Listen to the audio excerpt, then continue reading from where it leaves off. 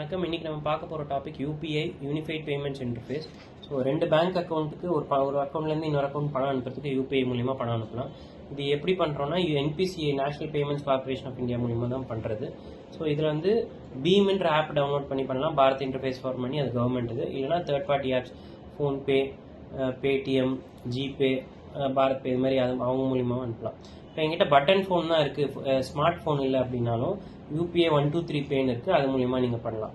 So இதில் என்னென்ன பெனிஃபிட்ஸ்னால், இப்போ ஒருத்தவங்களுக்கு யூபிஐ ஐடின்னு இருக்கும், அது மூலிமா இமீடியட்டாக பேமெண்ட் பண்ணலாம். And 24/7 365 days it will work. So இமீடியட்டாக பண்ணுறதுக்கும் இது யூஸ்ஃபுல்லாக இருக்குது. இதில் என்னென்ன முக்கியமாக பார்க்கணுன்னா, டூஸ் வந்து உங்கள் ஆப் வந்து அப்பப்போ அப்டேட் பண்ணுங்கள் ரெகுலராக.